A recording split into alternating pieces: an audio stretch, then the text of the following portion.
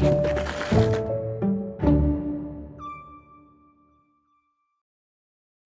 want to say welcome to everyone today, or I guess I should say bonjour. I should also introduce myself. Je m'appelle Dan Turner. And then I'll stop with the French because that's all I can do, and leave that to Dr. Keneman, who's here with us today, the expert in French. But we want to say thanks, merci, to our friends of the Waccamaw Library, FOWL, F-O-W-L, who help put everything on, all these adult programs, our children's programs, teen programs, everything. They sponsor this series. They sponsor the French Film Festival, which has come back this year after several years off after COVID. We're in the thick of it right now. It starts up again this Friday at 6 p.m., Saturday at 2:30, and then Sunday at 2:30 again. So check that out if you haven't been there. I see some familiar faces who have been. So join us again for that. But if you're not a member of our Friends, please join up. You can go right across the hall and join in the Friends Center, or pick up a brochure here on the side, or go to thefowl.org, FOWL.org, and join up. And I see we have Diane Stern, our president of FOWL, is here with us today, and we have our vice president. So we got some good officer board representation today, and they're very friendly friends. So we appreciate their support, and we got some Friends programs. If you see on that board there, you can snap a picture, upcoming programs, including the French Film Festival, on your way out. Check those out for the schedules. Click a picture with your phone so we don't kill any trees. And thanks so much to Dr. Keneman for being here today for our first Thursday to help celebrate the renaissance of the French Film Festival. Dr. Keneman did a similar thing with the Cinema Club down in Charleston. So she's been instrumental in bringing that back in Charleston after the pandemic. She is assistant professor of French at the College of Charleston, where she also serves as beginning and intermediate French program coordinator and affiliate faculty for linguistic studies. She is an applied linguist who specializes in socio-linguistic studies concerning foreign language teaching and literacy. She completed her bachelor's in English and French up in the upstate at Clemson University, and earned her doctorate in French from Emory University down in Atlanta. Prior to coming to the College of Charleston, she taught French at the University of Tennessee, Knoxville. Her work has been published in L2 Journal, the Journal of Language and Literacy Education, and the AAUSC Annual Volume on Language Program Direction. She's here to help provide some general context and background for our French Film Festival, and also to talk about the challenges and the rewards of trying to spread some good French language and culture down here in the Lowcountry. And we also say we have a special guest, young Joey, who's really helping our demographic range here today in the back. So we should welcome him. He's the new addition of Dr. Keneman and Daniel, her other half, her equal half here. So let's welcome Joey. Yeah, he's happy to be here to hear Mom talk. So without further ado, let's welcome in Dr. Margaret Keneman. Thank you. Thank you so much, Dan. Thank you. Wow, this is so exciting. So thank you for that really great introduction. So this is actually, I'm so excited to be here today. I have a little bit of a script, but I might go off script as well. This is my first work engagement back since having my baby. So thank you for being, my maternity leave ended today. And it's so funny, I started corresponding with Dan before my baby was born, or I even knew I was pregnant. And so we started talking about films and stuff like that, gosh, back in, I think, 2022. And then I got pregnant, and then I don't think I had told anybody that I was pregnant, and Dan had asked me if I wanted to come do this event. And I didn't say, anyways, he emailed me to follow up on the event, and he got my out of office reply saying, I'm on maternity leave. And I wrote him back right away, and I said, Dan, don't worry, February 1st is my day back, and I'm really excited about coming to the library, and it's true. So thank you to Dan, thank you to the friends of the Waccamaw Library. This is just a thrill. And before we start, I do want to say I have a just total love for libraries. Here are some pictures of me and my students and Joey just the other day, actually. So I just thought I'd share a couple things with you. One, for example, at Addlestone Library at the College of Charleston. These are my students doing some archival research. Here's me at the New York Public Library in December of 2022, just checking that beautiful facility out. This is me on a research trip at the Bibliothèque, and I think I made a spelling mistake, that's okay. Bibliothèque Nationale de France, where I was doing some research right around the time I found out I was pregnant with Joey. And then me and Joey went to the reopening of the John L. Dart Library on Monday, I think. So that's right in Charleston County, right in our neighborhood, and we had a great time. So obviously I'm going to be talking about film today, but libraries are just such an important part of our society, and I think it's really evident in places like France. Libraries are just packed constantly with people, with children of all different backgrounds, and it makes me so happy to come to a library in the United States that's as beautiful of a facility as this, that has such a great turnout for a talk like this. This is just what I hope to see, like, as my kid grows up, just people enjoying public spaces, because it's the best way, I think, to meet people and to learn. You know, we always hear people talking so much about the internet, and for me, the library supersedes the internet massively. We can get into that another time. So anyways, getting back to my presentation, entitled Haute Couture in the Lowcountry, French Culture in South Carolina. So this is a little overview of what I'm going to be doing today. I'm going to talk a little bit about what is culture and what is French culture, and I may even, if you want to chime in and raise your hand and let me know any of thoughts, please feel free as I'm talking. I'm going to talk a little bit about French culture in South Carolina. And then I'm gonna get into the crux of my presentation, which is French culture and cinema. I'm gonna give you a little bit of historical background, and talk also about how Americans perceive French cinema, some differences between le cinéma in France and the movies in the US.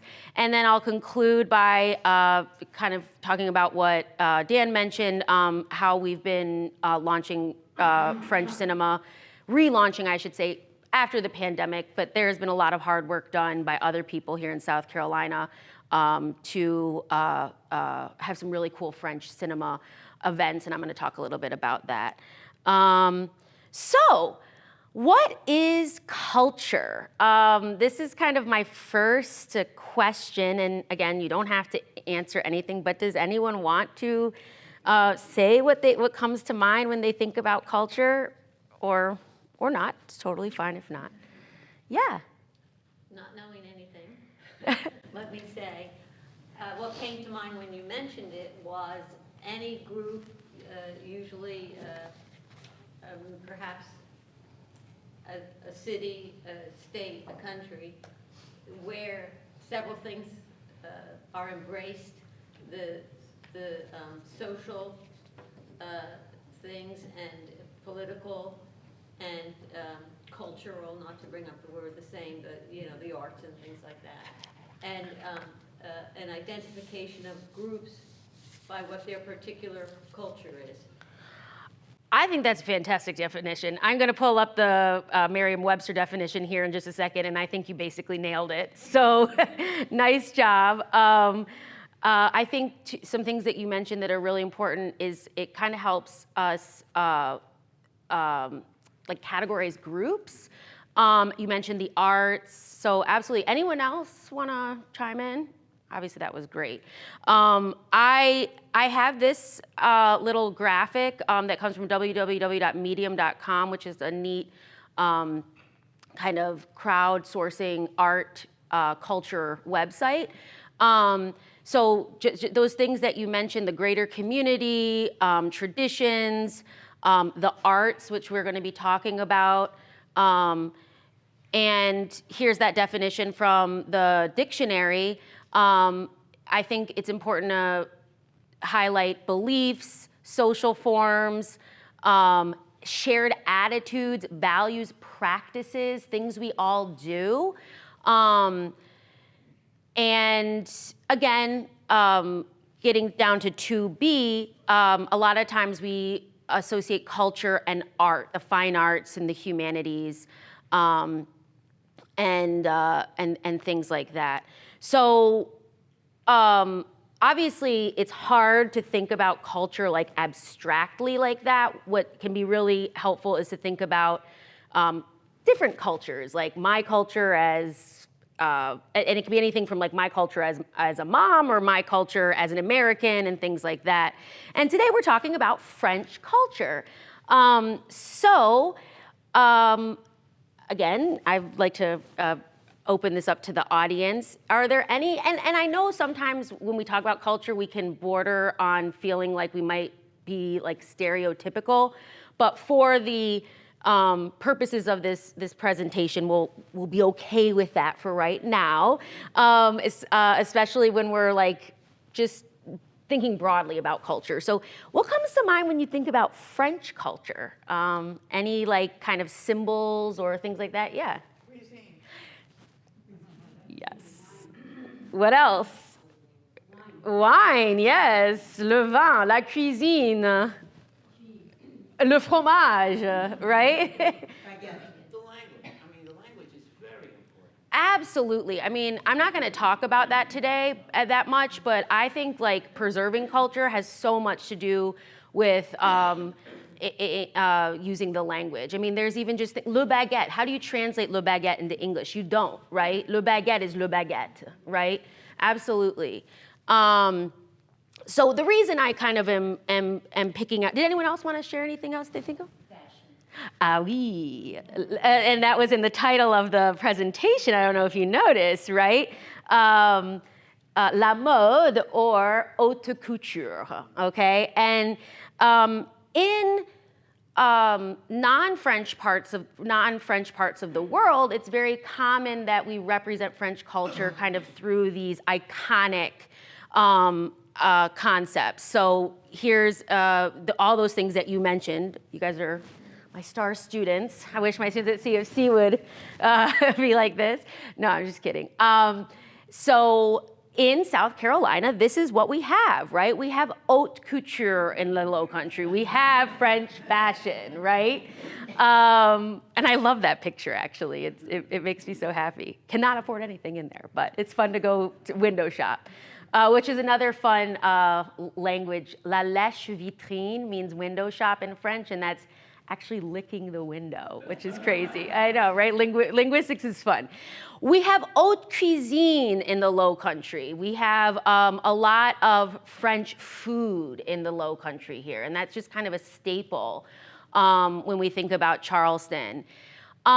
And what we're really reviving these past few years, and thanks to your fantastic library association, is le cinéma français, French film. And today I'm gonna talk about why cinema is a very significant aspect of French culture. So, I think this will be my last little curveball to you guys, but a little trivia, and actually it was trivia last night at Quigley's where we went, and I was thinking about this slide. We had a lot of fun. But why is film, does anyone know why film is so important to France from a historical perspective? I asked my husband this last night, and he didn't know, so yes. It was the first. Yes, absolutely. Film, le cinématographe, was invented in France. Now, of course, there's some, if any of you are like historians or film historians, there's definitely some like debates about this. I'm not a film expert, I'm a linguist, so this is more of a hobby that I love film. There is kind of some debates, but essentially, le cinématographe was invented in France in 1895 by two brothers, Auguste and Louis Lumière. So this is really important, and just to kind of allude to some of those debates, it is a common misconception that the development of modern film technology can be attributed to the famous inventor Thomas Edison. And although Edison can be credited with inventing the kinetograph and the kinetoscope, these were two separate devices that only allowed for a single person to view the moving picture. This is not something I knew. I had to look it up for the purpose of the presentation, but it's really interesting when we think about how important film is. When Thomas Edison invented this, the kinetograph could take the moving picture, and the kinetoscope could allow you to watch the moving picture, but just one person, okay? So what the Lumière brothers did was they created this cinématographe, which allowed the picture to be projected and be viewed by multiple people. And I kind of did a little background research on the difference between the word kineto, the suffix kineto, and cinemato. And the difference is that the kineto is more so just the collection of pictures to make it move, while the cinemato is actually the idea of a whole, like you're capturing the whole motion. It's not just pictures like connected, which is really interesting. We'll talk a little bit more about why that's so special that we can share in watching movies. But another reason that film is such a significant aspect of French culture is because it represents art. And I'm gonna go into a little historical background on what is art. So there are the 6 arts of ancient China. So rites, music, archery, charioteering, calligraphy, mathematics. And you can see this is a very well-rounded definition of art that includes like math and science.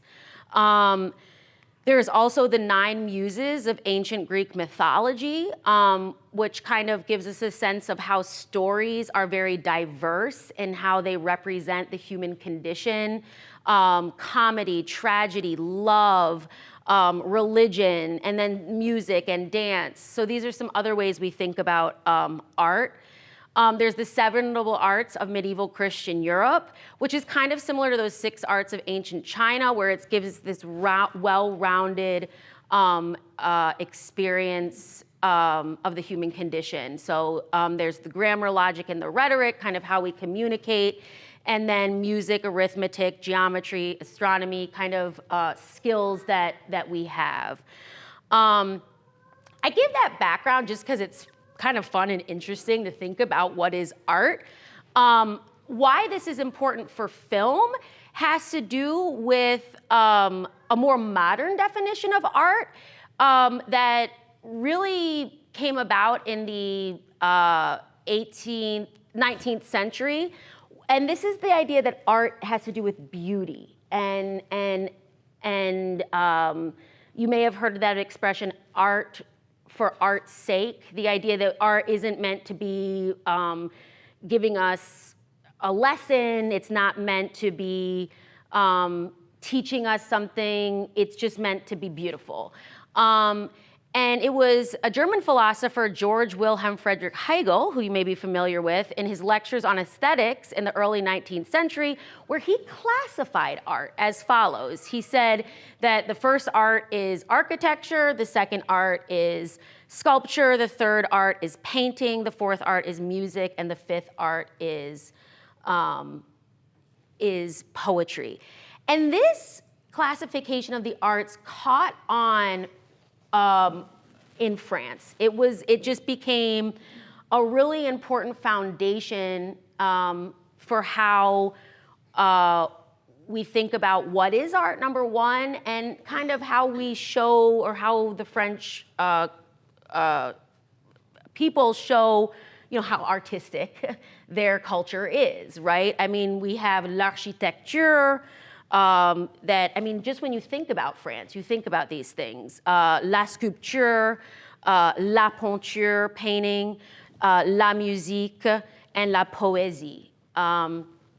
And this has become so important in French culture that it's really up to the French Ministry of Culture to continue to modify this list so that it remains relevant as society and culture evolves. And one of the modifications that was made in the early 19th and mid-19th century was adding dance as the sixth art. And with the very significant invention of the cinematograph, we have the seventh art. So it was in 1911, only about 15 years after the invention of the cinematograph, that film theoretician Riccardo Canuto, an Italian who lived in France, celebrated the birth of film as an art form. And a little over a decade later, in 1923, he published a canonical essay entitled The Manifesto of the Seventh Art. And not only was it establishing film as an important art form, but he kind of argued that film is this fantastic synthesis of the ancient arts. It's a medium that allows us to see all those other arts in one moment. So without getting into philosophical discussions about, whether or not film is art, or, kind of, does it actually represent all of the other arts? The nomenclature of film as le septième art has resonated in French language and culture to this day. So like if you are in France and you say j'aime, j'adore le septième art, I love the seventh art, people will know you're saying I love film. And you can see that this idea of calling film the seventh art pops up in many other contexts. This is our French language textbook that we use at CFC, and this is in chapter 2. We say le cinéma, le septième art. The AATF is a teaching association, and so it's a whole conference on how to teach film, how to teach le septième art. And then one of my other favorite examples of where we can see the nomenclature le septième art is the street named Cours du Septième Art, which is the Avenue of the Seventh Art. It's in the 19th arrondissement in Paris. And it's a street honoring the location of some of the earliest movie theaters, which eventually became TV studios.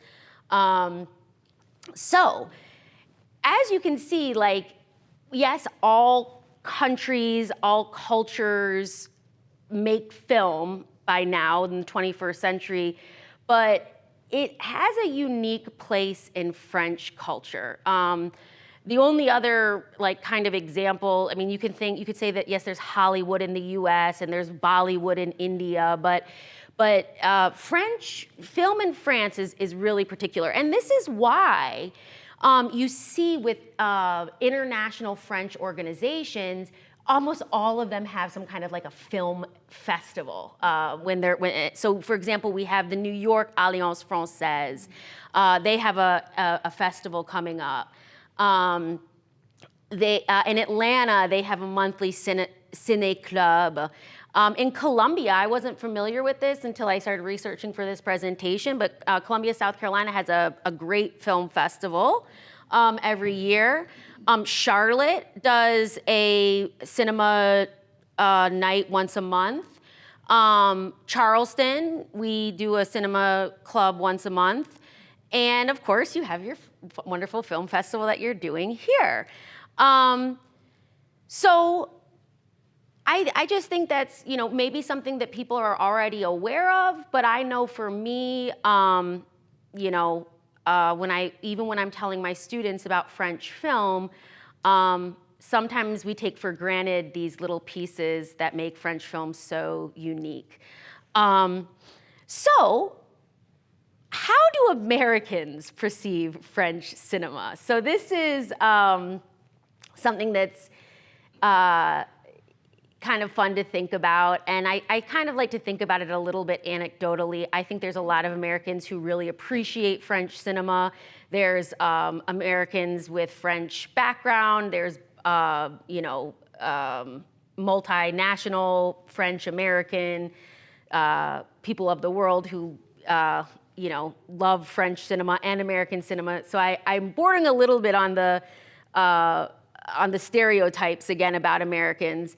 So without calling out any people that we know, I'll just give you an example from the TV show Emily in Paris. So if you're not familiar with it, Emily in Paris is an American romantic comedy drama television series created by Darren Star. He created Sex and the City and 90210. It was initially produced by MTV, but later distributed on Netflix. The series is about Emily Cooper, an inspiring marketing executive who moves to Paris to provide an American point of view to a French PR firm. In Paris, she tries to overcome challenges in her work, love life, and friendships. And Emily in Paris premiered in 2020 to positive reviews in the United States, but criticism in France for negatively stereotyping Parisians and the French. So you can, I don't know if any of you have seen Emily in Paris. I find it adorable. It's really cute. The actress is really adorable. It's hard not to want her life, living in Paris, working in fashion. And there's some great French actors in the show as well. I think season 2 does a much better job of not being so stereotypical. And actually, they use more French in the second season, which is actually really cool. It's kind of, and this is getting back to my background in language, but it's artificial to watch a series about French and about French people that's all in English. I mean, even though there's the English-speaking main character. So anyways, but I like this particular episode because, like I said, without pointing fingers at real people, it kind of, it does represent some challenges that Americans have when they confront French cinema. Because French cinema, philosophically, which, and artistically, can be different than American films. So, in one episode, Emily goes to watch a movie with her French colleague, Luc, at the legendary art house movie theater Le Champeau. And Le Champeau is a real movie theater in the Latin Quarter. And the movie they go to, and if you have seen Sex and the City, Emily in Paris is very similar because Sex and the City is all filmed on site in New York. Emily in Paris is filmed all on site in Paris, which also, even if the show is not great, like from a script writing perspective, seeing all these images of Paris through a TV show is awesome. So anyways, the movie they go to see is the classic French film Jules et Jim. And Emily's reaction to the film is kind of classically American. So released in 1962, Jules et Jim became an instant classic due largely to the director, Francois Truffaut's new groundbreaking style of direction, the stunning images, a mesmerizing score, and of course, Jeanne Moreau, the actress's magnetic presence as Catherine. And in those things I mentioned, I hope you're kind of hearing how film captures those other art forms. I mean, we don't really do set design necessarily anymore, but there's architecture, the score is music. So that we really can see that in Jules et Jim. Anyways, the story Jules et Jim tells the story of two friends and aspiring writers, the reserved Austrian Jules and the Frenchman Jim. Their bohemian lifestyle is disrupted the day they meet the bewitching Catherine with her captivating smile. The three soon become inseparable and entangled in a romantic triangle. So now, of course, Emily's reaction, being classically American, is she's kind of a little, she feels like she's been taken to see a movie about a menage a trois. And, it's very kind of, and I get this from my students a lot. I actually used to teach this film when I was at Emory, and students would be like, this is a menage a trois, they're living together, like I'm taken aback. And at the time, I said to my students, the show that was popular at the time was this show called Vampire Diaries. And the girl, Elena, is being seduced by two brother vampires. And I'm like, you guys watch this stuff in the US, you just don't realize it. But it can, it can be a little off-putting to Americans to kind of see this just so openly portrayed in French film. But taking a step back, the movie has really a feminist lens, and it's about Catherine as a woman with passion, free to make her own choices in love and friendship and life. And in one of the most memorable moments of the film, Catherine starts to sing Le tourbillon de la vie. This song was an instant hit when the film came out. If you're not familiar with the song, this is a beautiful, beautiful song. And it's a song that captures some of the uncertainties of life and love and how despite our efforts, our fate is really out of our control. And the film has a similar trajectory, and the ending can be interpreted in a variety of ways. And the way Emily, from Emily in Paris, interprets it is she feels that the ending is very tragic. And I'm not gonna tell you what exactly happens in case you do wanna see it. But again, this is a very classically American reaction to a French movie, and maybe you've heard this or felt this even. I remember when I was starting to study French, there's kind of that stereotype, but it's kind of grounded in truth that like French movies end really sad and American movies end really happy. And of course, the friend of Emily's who's French, Luke, she says, the ending's so tragic, and he goes, of course, it's beautiful, their love is eternal. And so the idea of what constitutes a good ending, so using the word good, like a well done ending is very different in France versus the US. To get away from kind of what I'm saying, some other specialists in film have made the following statements about the differences between Americans and French films. So some would say that a major difference between European and American cinema is that European films have almost no plot and become cinematic essays, whereas American scriptwriters are taught that their films must have carefully prepared plots that studio bosses and audiences, consumers, can understand. So that's from a specialist at Northwestern University. Andrew Saris, an American film critic, said the difference between American movies and European films is that American movies tend to correspond to reality, while European films tend to comment on reality. I thought that was kind of an interesting take. I think that there's a lot of people who would say that French films, because they're so honest and raw, do some ways correspond to reality in that way. And then Emmanuel Lebrun Damien, French diplomat, said it's hard to make generalizations because you have several American film industries and you have several French film industries. But I would say by simplifying, French cinema is more about art, we get that comment again, than entertainment and like kind of pleasing the audience.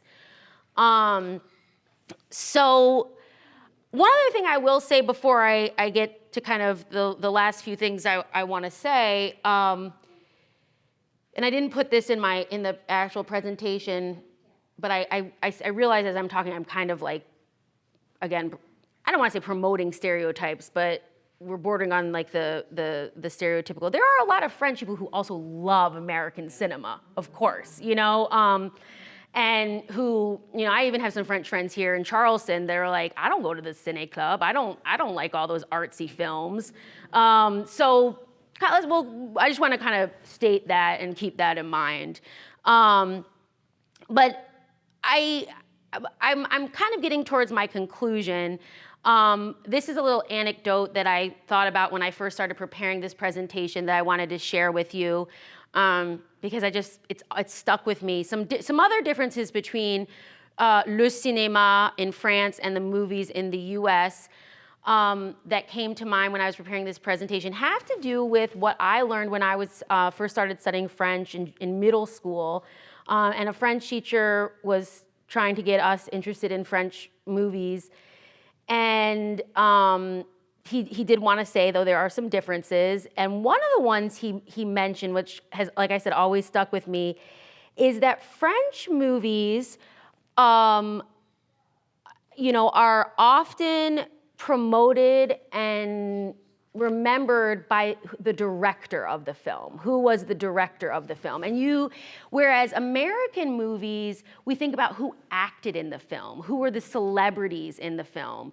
And this is actually, I just did a quick Wikipedia search, and it's kind of interesting. In Wikipedia, on the French side of things, you do have, these are some of the films you recently saw. You see the French description of the movie says it's a dramatic film directed by Jean Henry. And then in the Wikipedia, in the American version, you see that it's directed by Jean Henry, starring, and you have the actor.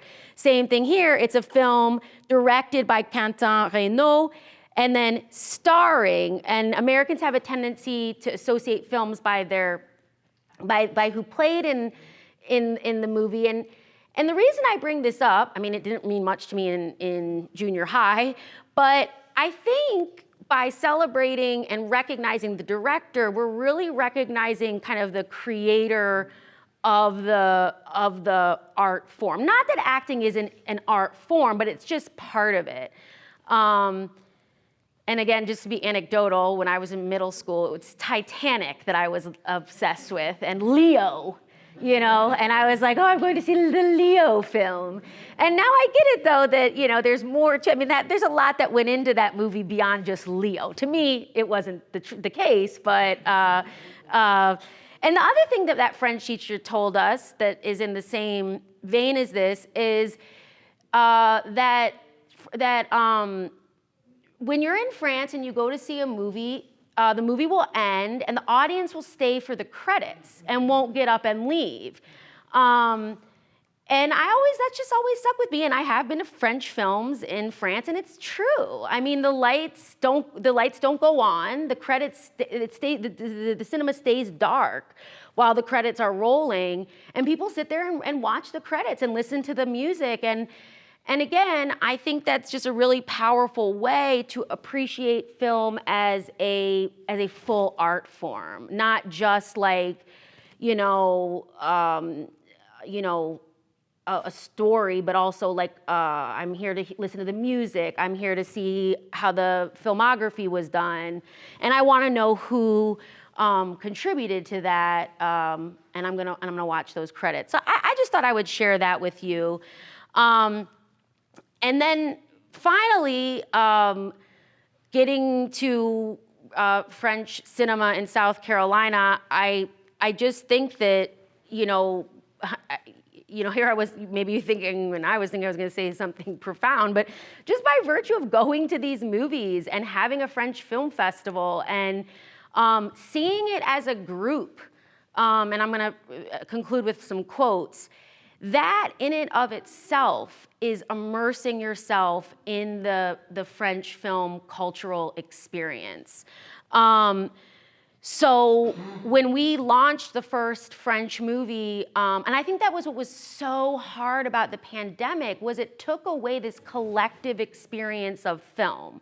And I'm imagining too, even making films was really hard during the pandemic, because being separate from like, I can't remember which movie it was, but they had to like film stuff differently. I wonder how, I'm not a filmmaker, but how that kind of affected the success or the quality of the film when you couldn't be together. And so when we did this first film, we did this movie called Délicieux. which is a great film. I don't think it's available still on the free website. I'm not going to talk about some of the challenges with getting access to films because but if anyone's lawyer in here and wants to contribute your service, that can be really challenging. But we got this movie. It's about the first restaurant. But here we are again. We're seeing French cuisine. We're experiencing French cuisine. Okay, we don't get to taste it or smell it, but we get to experience it through the art form that is film. But I'll tell you what, when I introduced this film on March 25th, 2022, after not having been in like a collective room with people for a movie, I like almost was brought to tears.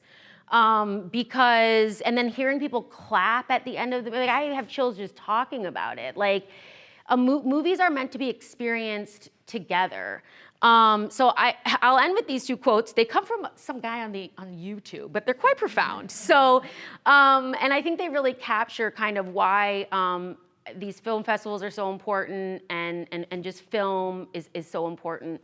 The unique group psychology of moviegoing may have been the Lumiere brothers' greatest contribution to film history. So again, thinking back to Thomas Edison's invention and the Lumiere brothers' invention, Thomas Edison just had us watching the movie by ourselves. The Lumiere brothers had it projected.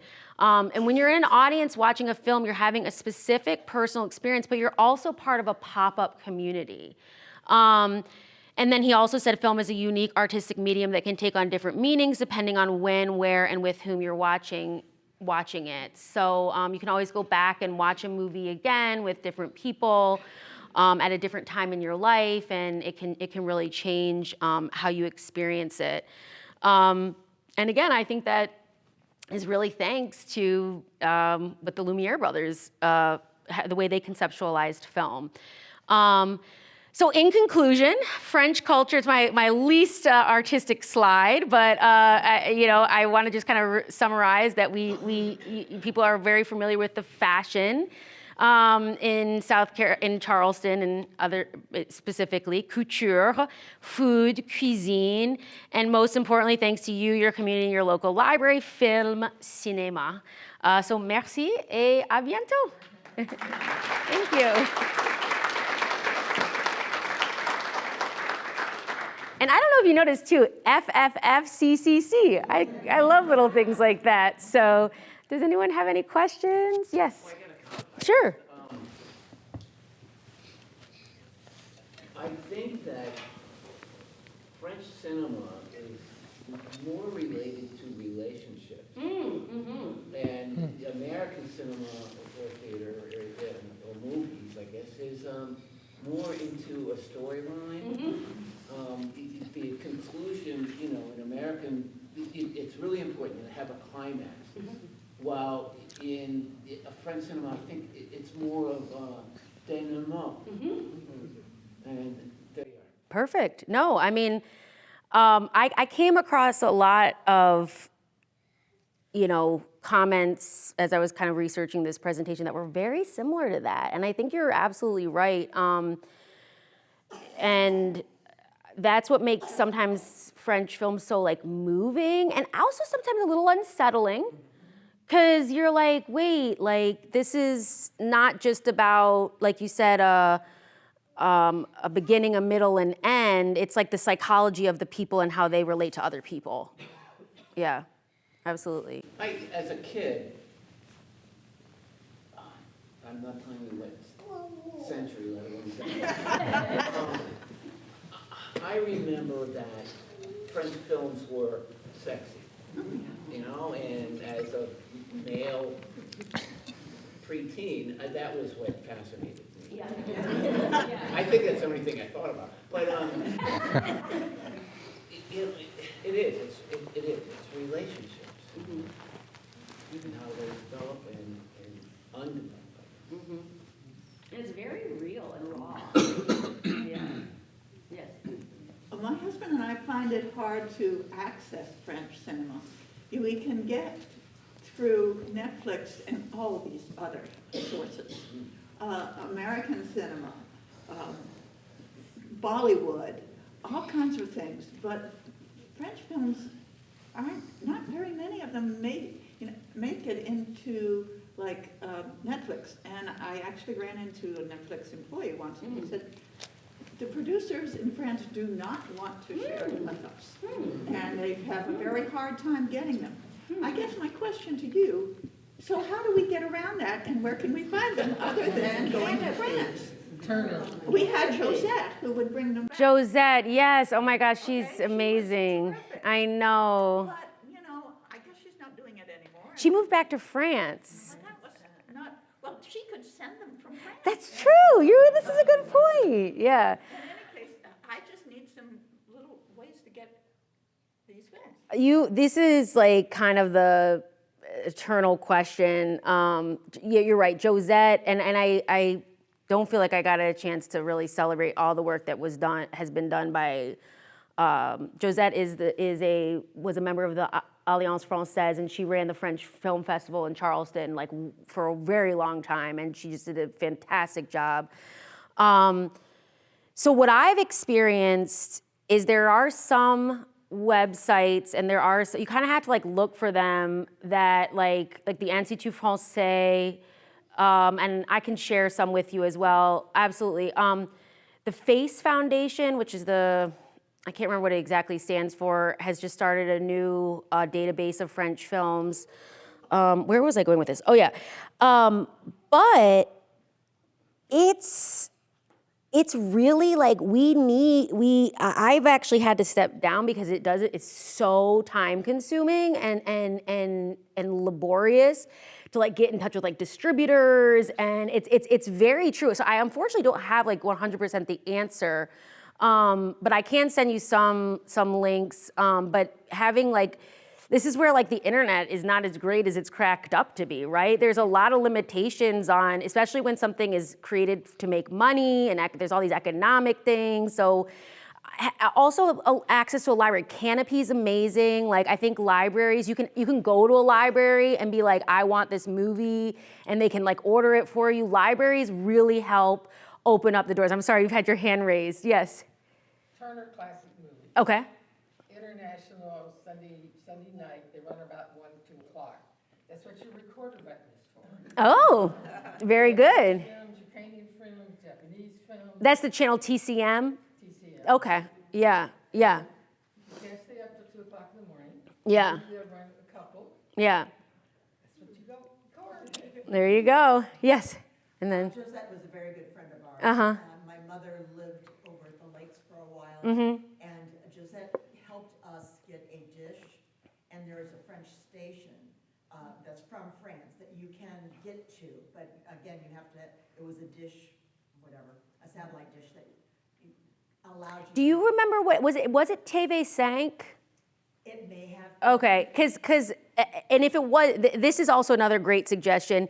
TV5 is another one, and now with like the internet, like I think you can set up a subscription plan to something like TV5. It's kind of educational, but yeah. There were movies, I know my mom. Yeah. watched a lot of the movies on it.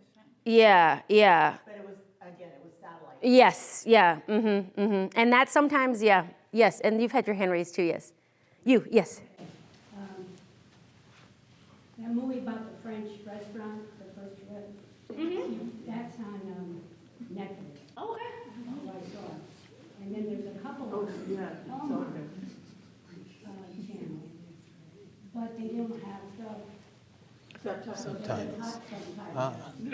None of us need that, right? And then your comment about when you watch these French movies or any movie,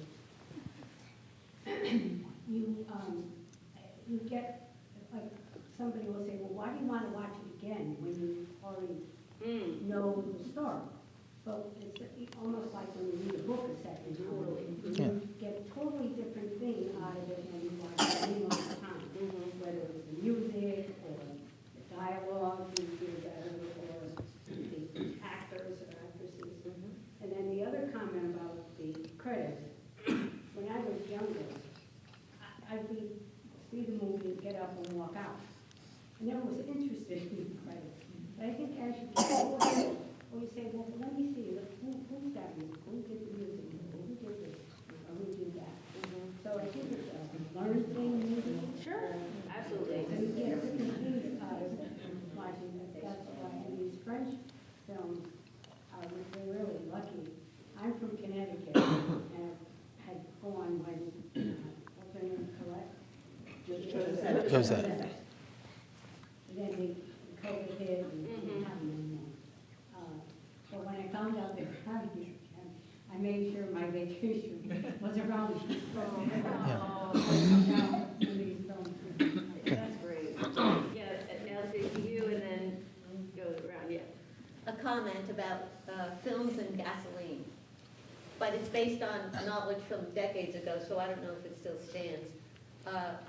With films, a Hollywood producer was making a film, and he made two versions of it, one to be sent to Europe and one to be here in the United States.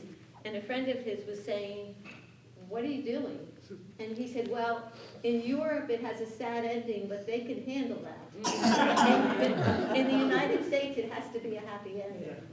And then the gasoline one was a whole separate thing. I think it was on 60 Minutes when it was a European automaker, and he was describing the autos. And he said, in Europe, when the gas gauge says E, it's empty.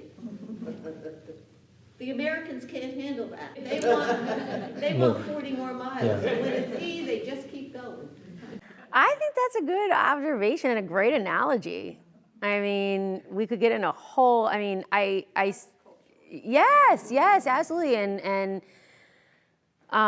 So thank you. No, I think that's a great way to think about that. Yeah. I'll do here, and then I'll come back to you.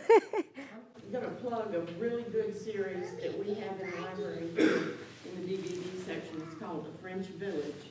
And it's about a small village in France that was invaded by the Nazis. It starts in 1940, and it encompasses all the little people and the big people in the village and how they reacted and what happened over the time frame that they were occupied. It is marvelous. It does have subtitles, and I checked it out. I got the first disc or series. It's got like 6 DVD series things.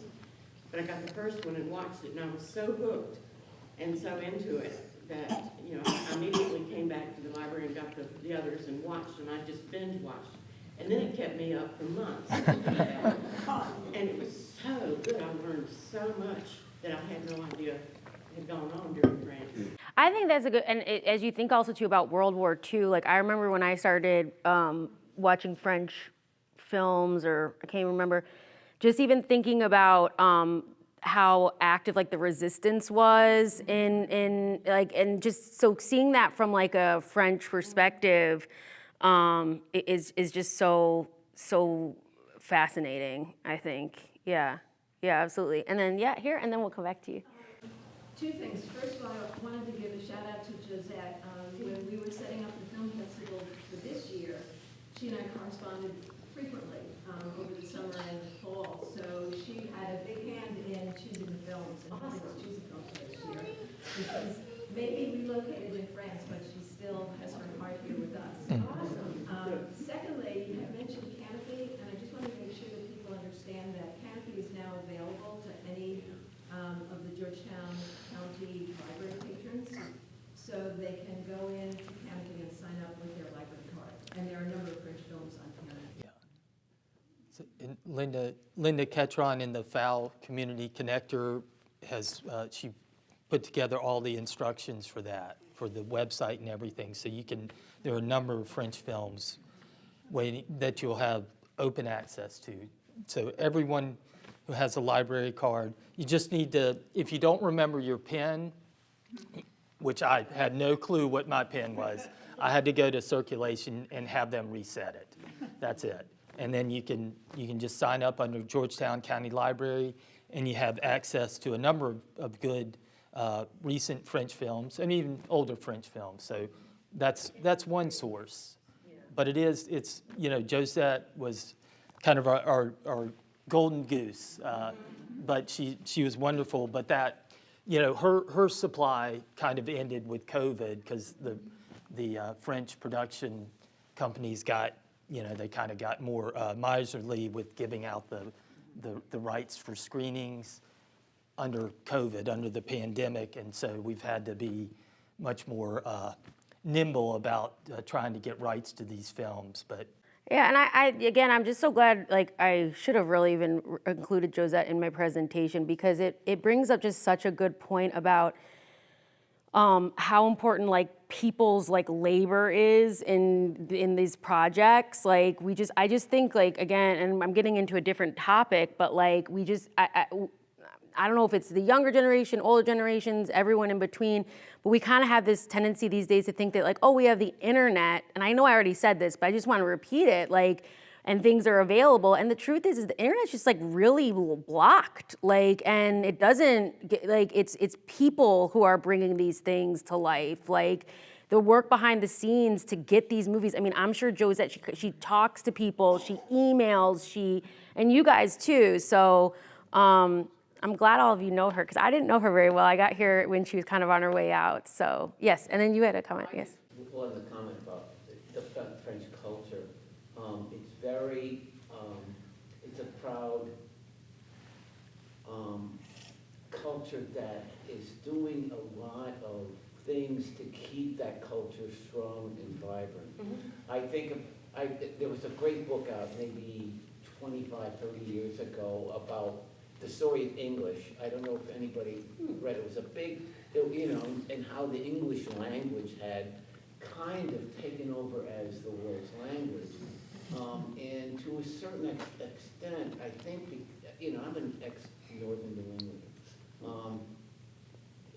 There are parts of Maine where French is, there's a town called Santa Gata, nobody speaks English. They're outsiders, and the province of Quebec is, or Quebec, depending on who you're talking to, is very, very secure in its Frenchness.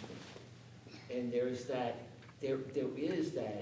extraordinary pride of the language, the culture, the beauty. I mean, so many things that make a French culture vibrant and beautiful, and they want to keep that.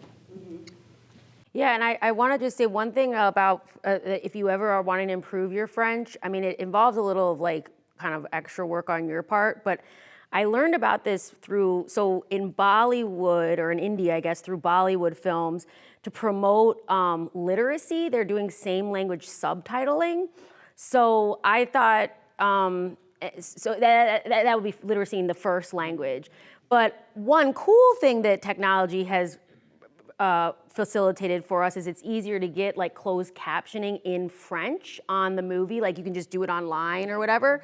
So if you ever are wanting to kind of watch, and again, you can watch the movie so many times, and then you know the story, and this is particularly beneficial for adults who obviously are illiterate. It's not, so that's ever something you want to try your hand at, put on the closed captioning and watch the movie while you read it, and it can really help a lot with your French. Yeah. My mom was a war bride, and actually from Paris. And the stories that they had, I'm so afraid we're going to lose all those, leaving Paris, going to the south of France during the war.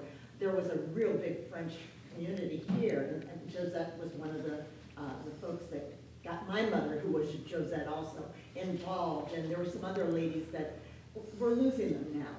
The stories are gone, and we need to keep that culture going, and it really bothers me because I'm partially French, and I'm losing it. So I'm trying to remember the stories my mom told me, or my father, who was over there during that time.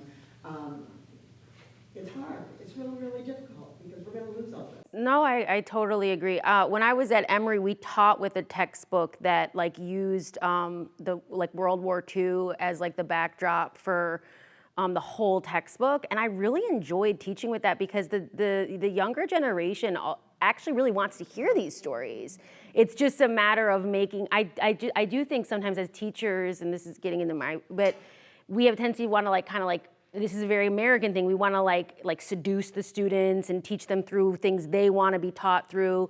But they're just kids. They don't really, if you teach them through the classic stuff, they do just fine. So I think that, I'm just glad you said that because, I'm getting ready to go back to teaching and there's just a lot of noise that's like, we need to use TikTok and we need to do this and we need to do that to keep their attention, but you really don't. Yeah, they're so moved, like kids are really moved by, stories from the past and history. There's a great resource called Facing History, Facing Ourselves, that is like a public, if you're interested in teaching or if you have kids or grandkids and wanna have some access to some neat teaching materials for stuff like that. But I hear you, and I hope that we don't lose those stories. Mm-hmm. Bring in the French food.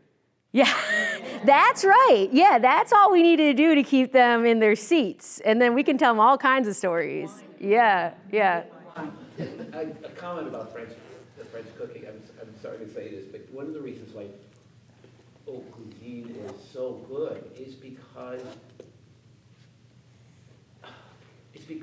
the accessibility of good meats was almost non-existent for many decades, centuries, and so the cuisine was developed to